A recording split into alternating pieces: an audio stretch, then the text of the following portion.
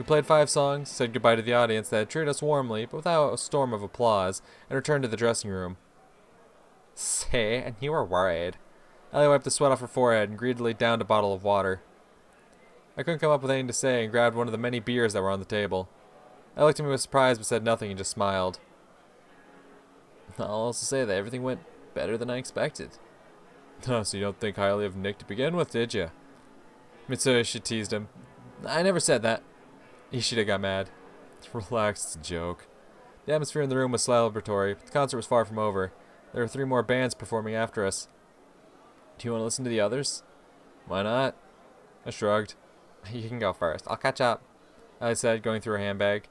No. Ellie, no. Ellie, no. Going through her handbag. Ellie, no.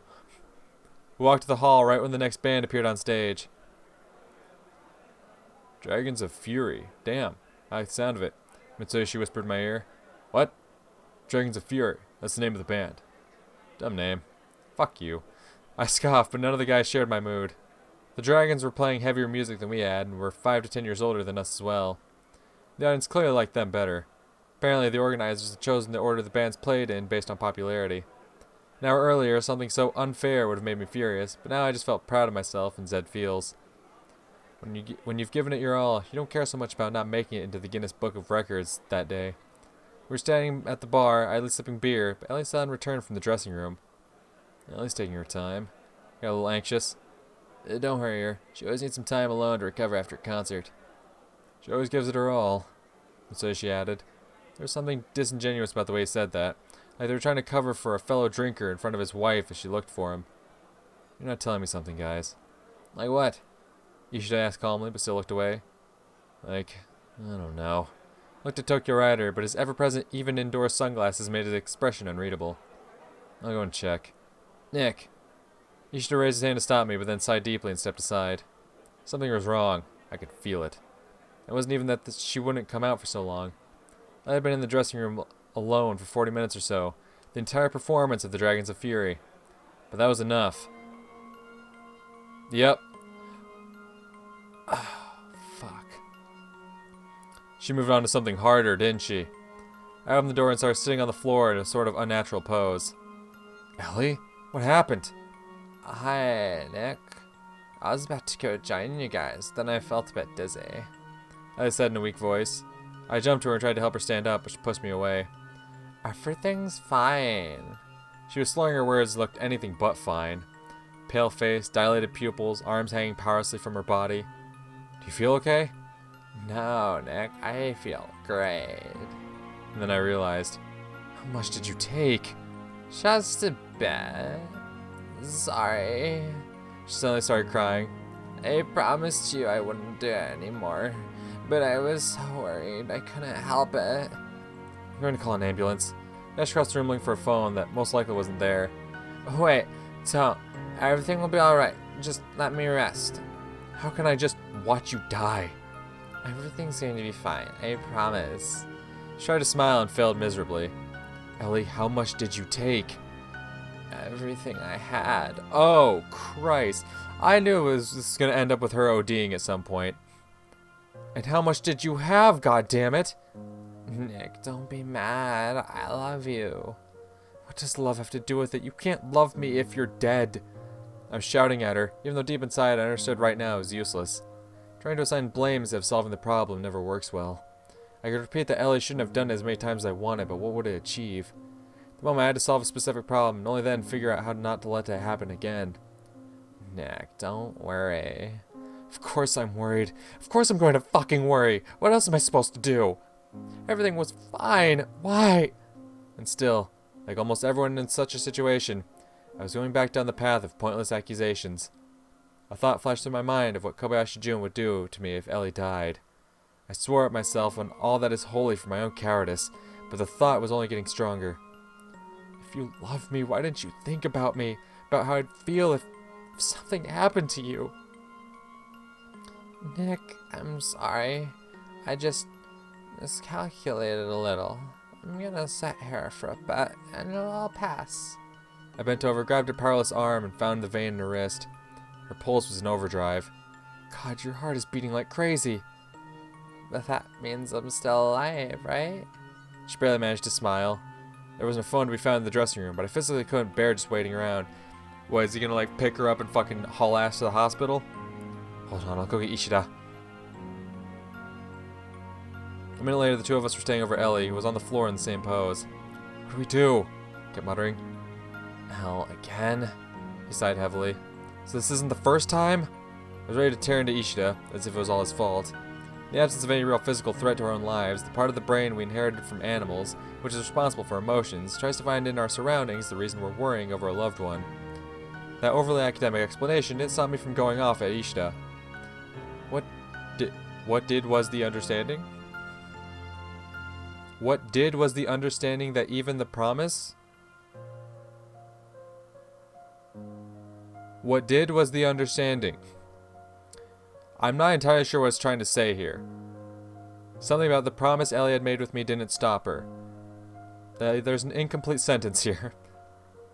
It's me, the person who, according to her, she loved. Sorry.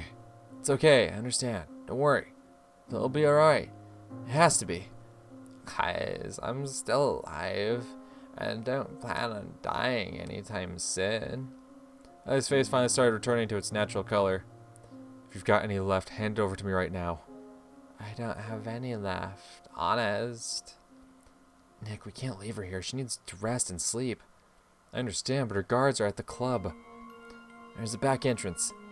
Don't act like I'm not here. Ellie protested weakly. I'll ask Tokyo Rider to get the car. Leave in 5 minutes. Thank you. When Ishida left, I sat on the floor next to Ellie. How are you? I feel like I just ran a marathon, and remembered I'd forgotten my wallet at the start and ran back. Yeah, I'd imagine so. Do you often end up like this?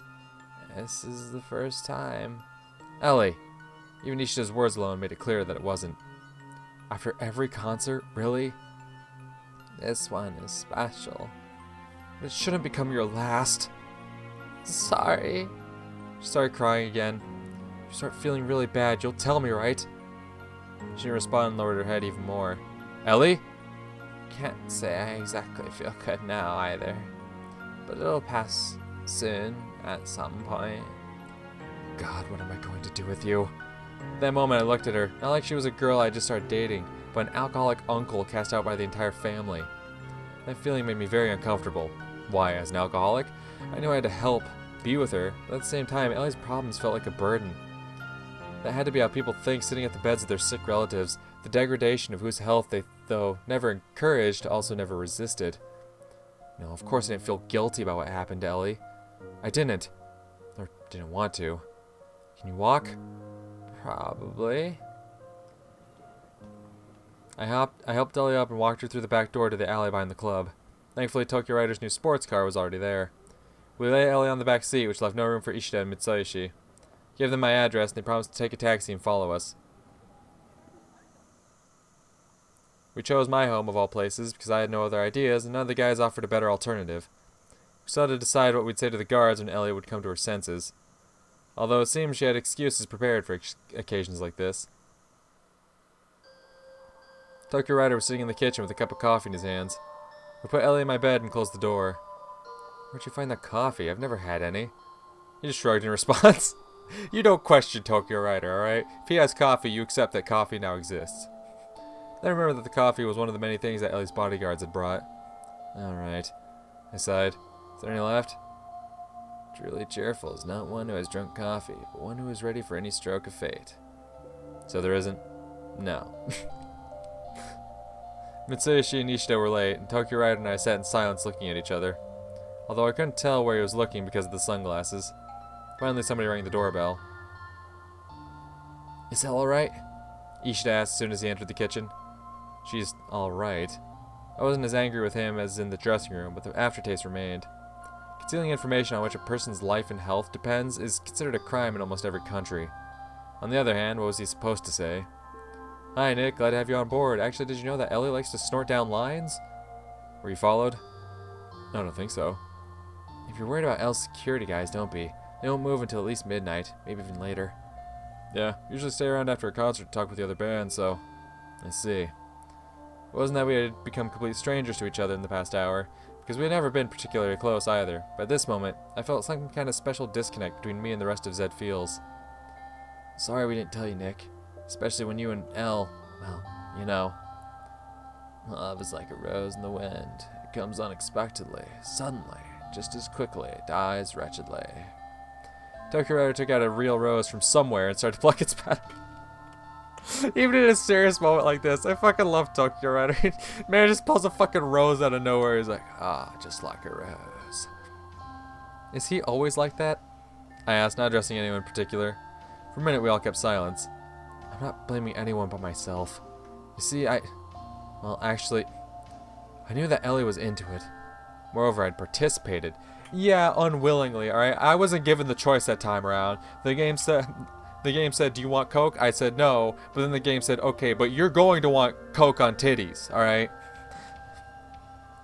But she promised me she wouldn't do it again. And I believed her. Yes, I fucking did. Deep inside, anger was rising. At myself and the entire world. At first we tried to talk to her, but... Mitsuya, she started, but quickly stopped and lowered his head. It's just that Zed Feels is built around Elle. If not for her, there wouldn't be a band. They're acting like older brothers trying to find excuses to give to their parents for their younger siblings' bloody knee. Bad is not the wolf who's fed, but who cares not for the forest. What the hell are you even talking about? I got furious. Nick, we understand that you're having it the worst right now. Thanks, but what the hell do I care? If she doesn't listen to anyone, she won't listen to me either. No reply followed. I stood up and walked back and forth through the kitchen. And I also needed to explain it to her grandfather, I muttered. What? Nothing. Ellie isn't a normal girl with a guitar. Normal girls don't get driven around in black Mercedes. That's for sure. My swallow is still faster. Tokyo Rider remarked nonchalantly. You two will need to have a serious talk when Elle wakes up. I know, but we've already talked and I was about to explode from all the stress. I suddenly felt like the air around me had run out of oxygen. It was as heavy and suffocating as that of a desert. It's like she doesn't hear me. Ellie's got a complicated character, and this is a delicate topic. I'm afraid that she'd ditch me. True, I couldn't rule out the possibility. But was I really worried about us not being together anymore? Was I just afraid of Kobayashi Jun's revenge? Of course, even if we were just playing in the same band, I wouldn't want a friend to die at such a young age for such a stupid reason. I just don't know what to do. Follow you must the voice of your heart. Tokyo Rider said in the voice of Master Yoda. And this time his comment was actually funny. I snorted despite myself, and so she laughed and Ishida smiled approvingly. But I don't have the Force. And I didn't want to believe Ellie's Force was thanks to an external substance. I first looked at Ishida. He gave me an apologetic look. Then at Mitsuyoshi. He lowered his eyes. I wonder if any of them had ever thought of starting a relationship with Ellie. After all, why not? And what stopped them in the end? Nick, we'll help you however we can, but right now you need to handle this on your own. Maybe I'd prefer to not be alone with Ellie when she woke up, but then having the other guys here could make her think the conversation we had to have was more of a tribunal. Thank you guys. I saw the boys to Tokyo Rider's car, and after they left, Long stood in the street listening to the silence of the night. If the guards never found Ellie at the club, it was likely they'd go directly to my place. But so far they had been nothing but polite, and had done their best to stay out of sight. I looked at Himitsu's house across the street. The lights were on in the windows. Of course, it was stupid to expect that Inosuke-san would quit his job and move to the country with his daughter. How rapidly can a human life change? Just over a month ago, I didn't even know Ellie, and had maybe seen Kobayashi Jun on TV. Iwamoto was still a normal classmate to me, who we had never properly talked, and Himitsu, I had no one closer than her in the entire world. And now Ellie had taken her place? Do people really enter our lives that easily and leave them just as well? What's the point of holding on to a relationship or love if tomorrow everything might end instantly? You say or do something wrong, and feelings that seemed unbreakable fade away. But it wasn't the time to plunge myself into the depths of existentialism. I returned to the house, walked to my room, and sat on the bed next to Ellie. She was sweating in her sleep, had thrown the blanket to the floor, and generally didn't look very healthy. Put the blanket back on her, numbnuts. I didn't want to wake her up, so I just kept sitting there until the last evening noises outside died off. Ellie finally stretched and opened her eyes. Knock? She gave me a cloudy look. Where are we? Home. Don't you remember anything? I remember we were playing at the concert, and then... Did I get that wasted? I don't remember Ellie ever drinking much beer. In a sense. What about the guys? She tried to get up, but I carefully stopped her, putting my hands on her shoulders. They've already left. What a disgrace. She covered her face with her hands. Decorum isn't what you should care about right now. What? Ellie asked with the innocence of a child. What were you doing in the dressing room while the guys and I went out to listen to the next band? I tried to make my voice sound as soft as possible. There was still a hard tone to it. Apparently she remembered, frowned, and turned away. Ellie, you can't do that. I know that. Why do you need to repeat it for the 100th time? Because I'm worried. Seeing that my words weren't reaching her, even agreeing with them, Ellie was still trying to stick to her guns. I'm not trying to criticize you. Sit down, she grumbled, barely audible. Don't what? Are you saying I should just watch you kill yourself? Seemed like the time for euphemisms was over. Don't be ridiculous. All rock stars dabble, and no one's died yet. Ma'am? I get this takes place in 87, but I'm pretty sure even by 87, there were rock stars that have died from drug overdoses. It wasn't quite like, nowadays where it's like, oh, let me pull up the fucking several dozen page long list of fucking musicians that have died from drug overdoses. Oh, yeah, no, there's fucking lists and lists and lists and lists, alright? I was like, fuck, do you want to sort it by decade? Here's how many from 2010, from 2000, 90, 80s? Like, I'm sure by 87, there were a good amount of them. Like, maybe not in Japan. Maybe in Japan you couldn't really point to a list unless you're like someone like super famous. But I'm sure even still in Japan, there was like some like mega name out there that you could point to and be like, oh yeah, that guy fucking died. Fucking died. You know what? You know what? You know what? You know what? You know what? You know what? You know what? Hey, you know what? Hey, you know what? Hey, you know what? I'm just gonna Google some things here. Don't worry about it. So, y'all ever heard of a little guy named, just a small little, some might consider him a rock star, but kind of a small name, known as Jimi Hendrix? A very, very influential guitar player whose career only spanned 4 years. He is widely regarded as one of the most influential electric guitarists in the history of popular music. Died 1970. From drugs. 1970. That's just the first one I thought of that I could think of off the top of my head. 1970. 17 years prior to the current events of Love, Money, Rock and Roll. And like it says, one of the most influential electronic guitarists in the history of popular music. I'm pretty sure Japan would know who the fuck Jimi Hendrix was. Like, this man was playing international. This man died in the UK. I didn't even know that. But this man died in the UK. So clearly he was doing international. Clearly this man was moving international. So I'm sure Japan knew about him. I'm sure. Yeah, this man was doing European tours. This man was doing European tours. Tell me I know.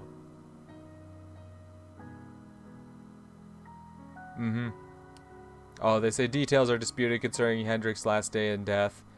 Yeah, we can pretty much say that, oh yeah, the whole 27 Club. Fucking, when do all these people die? Go ahead, tell me. Members of the 27 Club. There's no official membership yet, thanks Wikipedia. Is these fucking big name artists that die when they're 27. Let me find someone I would actually... Oh hey, Janis Joplin died in 1970. Cool. Damn. Both in 1970. Yeah, Janis Joplin, big name. Jim Morrison, big name. Died in 71. Fucking, let me see. Let me see any other like big names I recognize on this list. Blah, blah. That would come before 87. Like, there's some names on here, like, obviously, I know who the fuck Kurt Cobain is, but... And obviously, I know who the fuck Amy Winehouse is. But yeah, like just those two. Jimi Hendrix, Janis Joplin, big names. Big names. Cause of death, asphyxia due to drug use. Cause of death, drug overdose. Don't tell me. So yeah, this whole little rabbit hole was just to fucking prove that Ellie's claim is absolutely bullshit. All rock stars dabble and no one's died yet. As of 87. No one's died yet. You can suck it, Ellie. Fuck off. Oh shit, even Nikolai. Oh shit, I didn't even need to do my research. Nikolai was ready. Although Marilyn Monroe is not a rock star, I don't think. Like, she definitely died from drugs, but yeah, Jim Morrison was one of the names I even mentioned, but when the fuck did Elvis die? Hey, yo, when the fuck did Elvis die? I didn't realize he died in the 80s. Oh shit, he died in 77. Oh. I thought he died in like early 90s the most. No, he died in 77. Well, fuck yeah, Elvis. Yeah. Fuck, I was missing one of the biggest names there. Marilyn Monroe, Elvis Presley, Jim Morrison. Okay, I get it. You don't need to go on. Oh, no, I can, though. The thing is, I can. Your statement's fucking stupid because we can go on. Like, shit, I named off a few names, and then Nikolai even added more to back me up. Like, bro, we can keep going. We can just keep going. It's not enough just to get it. You need to draw conclusions. What am I supposed to tell you? Do you want me to promise I'll never do it again? There was poorly hidden hostility in those words. I sighed, moved closer, and put my hand on Ellie's shoulder. We've just met. I don't want to say goodbye so soon. Could a bit of humor help? Don't force me to choose. Is there a choice for you? I was genuinely surprised by her words. What about everything you said about love? No, Nick, no! She immensely started up, raised herself on the bed, and wrapped her hands around me. I didn't mean that. Of course I love you, and there's nothing more important for me. It's just... Just what? Nothing. I love you. Do you believe me? I was ready to burst into tears. It was even strange that she still hadn't. I do. Of course I do. I calmed her down, softly stroking her hair. But deep inside, I was starting to resent her. I believed Ellie's words. I wanted to.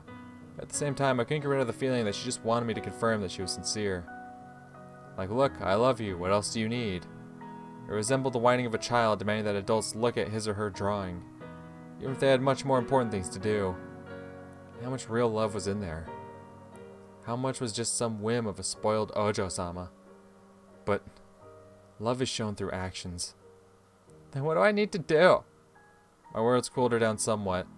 You know what. Fine. She lay back in bed and turned away. What? I won't do it anymore. Happy now? Her answer was hardly convincing. What else could I do in this situation? How do you feel now? Ellie didn't respond. Was she upset with me? By the way, about your security guards, they must still be waiting for you at the club. Let them wait. What, am I supposed to report to them? Not to them. I said, directly hinting at Kobayashi Jun. If grandfather needs me, he knows where to find me. Ellie wasn't afraid of the old man. Why would she be? But she did realize that But did she realize that I had plenty of reasons to fear him? I was sure she did, on a conscious level. But unfortunately, we don't always listen to our voice of reason. A young lady can easily bring her boyfriend to meet her parents, knowing in advance that they won't approve of him. And most importantly, without even thinking about what it might mean for her cavalier. And with her actions, Ellie was pushing me even closer to the edge of the abyss. I felt disgusted by the fact that in this situation, I was more worried about myself than about the health and maybe even life of the girl who loved me. Or said she did. Alright, didn't want my concern to sound like a lecture. Sorry. No, you're right. I should have been more careful. Like, you shouldn't have done it at all. It's not like I should have been more careful about it. Like, no, you just shouldn't do it. She sighed and paused before continuing. I want to say I shouldn't have done it at all. Since I'd promised you. Ellie, if the only thing standing between that powder and you is a promise to me, that's not going to work very well. Ellie? I can hear you. I felt more and more like I was talking to a spoiled child. Since you can, would you tell me how you're feeling now? Fine. So I don't need to call an ambulance? I scoffed. Maybe a psychiatrist. I know that number by heart. Then came that rare silence where you're not pained by a need to do or say something to break it. Even the sounds from the street seemed to have completely died down. As if my room was suspended in an endless void with nary a star nor a planet for many light years around. And inside were only myself and Ellie, as she lay in bed, her back turned to me, probably thinking something of her own. Just a few hours ago I had thought I understood all our feelings, that we had no secrets from each other. Could I say that about myself? I was hiding a lot from Ellie, not for the same reasons why I had avoided answering Himitz's questions. Or was that just a convenient explanation? It's always easier to keep the truth hidden, shielding yourself with concern for others, persuading yourself that they can't handle it.